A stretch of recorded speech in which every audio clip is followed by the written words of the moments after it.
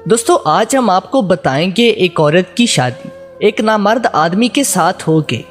इसके बाद उस औरत ने उस आदमी के साथ जो किया, इसके बारे में जानकर आप भी हैरान हो जाएंगे। इसलिए दोस्तों आज की वीडियो आप सभी के लिए बहुत ही ख़ास है। खासकर शादीशुदा लोग इस वीडियो को आखिर तक ज़रूर देखें और वीडियो में आगे बढ़ने से पहले इस वीडियो को लाइक ज़रूर कर दें। और अगर आप इस चैनल पर नए हैं तो इस चैनल को लाजमी सब्सक्राइब करते हुए साथ मौजूद बेल आइकन को भी दबा दें। दोस्तों एक साहब कहते हैं कि मैं हर जुमा को सुबह की फजर की नमाज के बाद अपने वालिद साहब की कब्र पर जाया करता था और उनकी कब्र पर जाकर फातिह खानी करता था और इसके बाद मैं वहीं से अपने काम की तरफ निकल जाया करता था। एक बार ऐसा हुआ कि मैं जुमा के रोज़ सुबह फजर की नमाज के बाद कब्रिस्तान गया।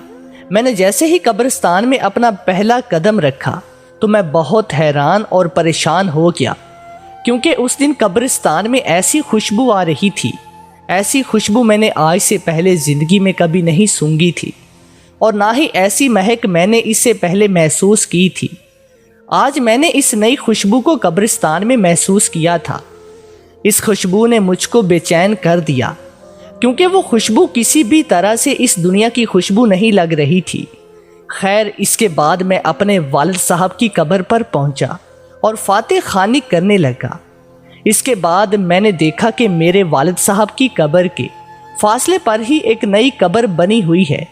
उस पर ताज़ा फूल और नई चादर रखी हुई है, जिससे अंदाज़ा लगाना मुश्किल नहीं था कि ये कब्र 2 या 3 दिन पहले तैयार की गई है। इसके बाद मैं जब अपने वालिद साहब की कब्र से फारिग हुआ तो मैं वापस जाने लगा। फिर मैंने सोचा कि क्यों ना उस नई कब्र पर भी दुआए मगफरत की दुआ मांग लूँ। ये सोचकर मैं उस नई कब्र की तरफ चल पड़ा और उस पर जाकर मगफरत की दुआ करने लगा।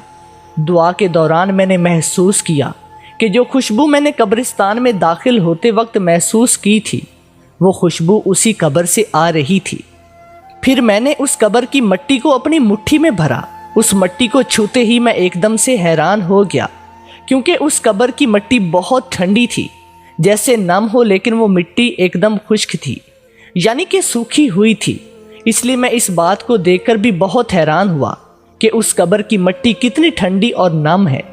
इसके बाद मैंने अपनी हैरत को अपने पास रखा और उस मिट्टी को वापस उसी कब्र पर डाल दिया और अपने हाथ झाड़ते हुए वहां से चल पड़ा और फिर वहीं से अपनी दुकान पर चला गया। दुकान खोलकर बैठ गया। इसके बाद जब मेरी दुकान पर पहला ग्राहक आया और उसने जो सामान मुझसे मांगा, मैंने उसे वो सामान दे दिया। जैसे ही मैंने उसको सामान दिया तब वो कहने लगा कि भाई आज तो खुशबू बड़ी कमाल की लगाई है। इसकी बात सुनकर मैं हैरान हुआ कि भाई कैसी, कौन सी खुशबू? मैंने तो कोई खुशबू नहीं लगाई, मेरे हाथों पर तो मिट्टी लगी हुई है, देखो। ये सुनकर मेरा वो ग्राहक कहने लगा, क्यों मजाक कर रहे हो, आपने बहुत अच्छी खुशबू लगाई है, और वो भी ऐसी खुशबू कि मैंने इससे पहले कभी महसूस नहीं की। इतना कहते हुए वो ग्राहक वहाँ से चला गया। अब मैं पहले ही बहुत हैरान था, अब मैं उसकी बातों को सुनकर और भी ज़्यादा हैरानी में पड़ गया। सोचते सोचते जब मैंने अपने हाथ को अपनी नाक के करीब किया तो मैंने महसूस किया कि ये वही खुशबू है जो मेरे हाथ से आ रही है। इसके बाद पूरे दिन में उस नई खुशबू को महसूस करता रहा। इसके बाद मैंने कई बार अपने हाथ भी धोए, मगर वो खुशबू मेरे हाथों में वैसी की वैसी ही मौजूद रही। इसके बाद अगले दिन यानी हफ्ते के बाद मैं ना चाहते हुए भी कब्रिस्तान की जानिब चल पड़ा और अपने वालिद साहब की कब्र पर दुआए मगफरत करने के बाद मैं उस नई कब्र की तरफ चला गया, ये सोचकर कि ये नई कब्र किसकी होगी, कौन है इस कब्र के अंदर जो इतना नेक है। आखिर इसने ऐसा कौन सा अमल किया होगा जो इसकी कब्र इतनी ठंडी और खुशबूदार है। इसने ऐसा कौन सा काम किया होगा जिसकी बदौलत इसको इतना बड़ा इनाम मिला होगा। यही बात सोच सोचकर मैं बहुत परेशान हो रहा था।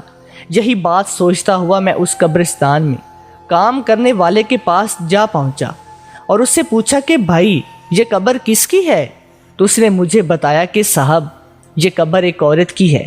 ये जानकर मैं और भी ज़्यादा हैरान हुआ और सोचने लगा भला इस औरत को ये शानदार मुकाम किस तरह से मिला होगा। इसके बाद अगला दिन एतवार का था। देर तक सोने की आदत होने के बावजूद भी میں صبح فجر کی نماز کے وقت اٹھ گیا اور سیدھا قبرستان کی جانب روانہ ہوا۔ جیسے ہی میں قبرستان کے اندر داخل ہوا تو میں نے کیا دیکھا کہ اسی عورت کی قبر پر ایک بزرگ آدمی قرآن پاک کی تلاوت کر رہا ہے۔ پھر میں اپنے والد صاحب کی قبر پر گیا اور دعائے مغفرت کرنے کے بعد میں نے اس آدمی کی طرف دیکھا۔ وہ بزرگ آدمی بھی اس نئی قبر پر دعا کر رہا تھا۔ جب وہ آدمی دعا سے فارغ ہوا تو میں نے دیکھا اس کی آنکھوں سے موٹے موٹے آنسو گر رہے ہیں۔ وہ سسک سسک کر رو رہا تھا اور بلک بلک رہا تھا۔ میں نے یہ سوچا کہ اس آدمی کو اس قبر میں سونے والی عورت سے بہت ہی شدید محبت ہوگی، تبھی تو یہ اس کی جدائی کو برداشت نہیں کر پا رہا اور اس جدائی کے غم میں سسک سسک کر رو رہا ہے۔ میں نے دیکھا وہ بزرگ آدمی دعا سے فارغ ہو کر وہاں سے جانے لگا۔ جیسے ہی وہ وہاں سے واپس جانے لگا تو میں نے اس کو آواز لگائی کہ جناب ایک بات سنیے، بس تھوڑی دیر کے لیے آپ میری بات کو سن لیجئے۔ میں معافی چاہتا ہوں میں نے آپ کو تکلیف دی، مگر میں آپ سے ایک بات پوچھنا چاہتا ہوں، اگر آپ برا نہ مانے تو میں آپ سے پوچھ لوں؟ تو بزرگ کہنے لگے اس میں برا ماننے والی کون سی بات ہے، پوچھیے آپ کیا پوچھنا چاہتے ہیں۔ انہوں نے نہایت ہی ادب اور محبت کے ساتھ میں جواب دیا۔ میں نے کہا بہت شکریہ۔ میں نے کہا ابھی آپ جس قبر پر دعا مانگ رہے تھے یہ قبر کس کی ہے؟ اگر آپ مناسب سمجھے تو بتا دیجئے۔ تو وہ بزرگ کہنے لگے جی یہ آپ کیوں پوچھ رہی ہیں؟ تو میں نے کہا کہ دراصل اس قبر سے آنے والی خوشبو نے مجھے بے چین کر دیا ہے۔ اس قبر کی ایسی خوشبو میں نے آج تک کہیں پر بھی دوسری اور جگہ محسوس نہیں کی۔ مجھے یہ خوشبو اس دنیا کی نہیں لگتی۔ میں آپ سے یہ جاننا چاہتا ہوں کہ صاحب قبر نے ایسا کون سا عمل کیا ہے جس کی وجہ سے اس کو یہ مقام ملا ہے کہ اس کی قبر بہت ہی ٹھنڈی اور خوشبودار ہے۔ تو یہ سن کر اس بزرگ نے ٹھنڈی آہ بھری اور کہنے لگے قبر ٹھنڈی اور خوشبودار کیوں نہ ہوگی، اس نے اللہ کو راضی ہی اس طرح سے کیا ہے۔ یہ سن کر میں کہنے لگا جی میں تو یہی جاننا چاہتا ہوں اس نے ایسا کون سا عمل کیا ہے، ایسا کون سا کام کیا ہے جس سے اس کو یہ انعام ملا ہے۔ پھر وہ بزرگ کہنے لگے یہ میری بیوی کی قبر ہے، 30 سال کا ہمارا ساتھ رہا۔ میں 4 بہنوں کا اکلوتا بھائی ہوں۔ میری بہنوں اور میری ماں کو میرا چہرہ دیکھنے کا بہت شوق تھا۔ جیسے ہی میں کسی کام پر لگا تو انہوں نے چاند جیسی دلہن تلاش کرنا شروع کر دی۔ پھر کچھ ہی دنوں میں انہوں نے لڑکی بھی ڈھونڈ نکالی اور اس کے ساتھ میری شادی کروا دی۔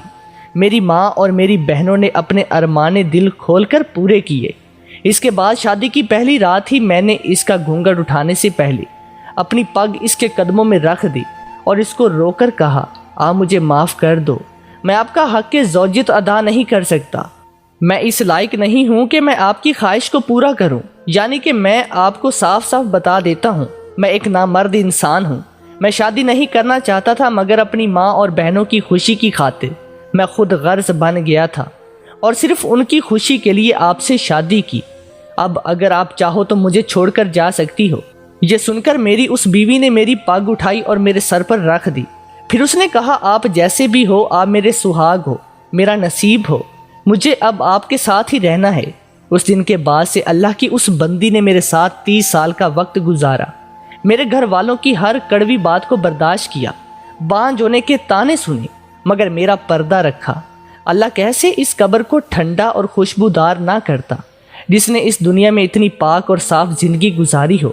اتنا کہتے ہوئے بزرگ زاروں قطار رونے لگا اور کہنے لگے اس عورت نے 30 سالوں تک صبر کیا ہے اور سب سے بڑی بات تو یہ ہے کہ اس نے میرا پردہ رکھا ہے اور یہی وجہ ہے کہ اللہ نے اپنے جنت کے باغوں میں سے ایک باغ اس کو عطا کیا ہے۔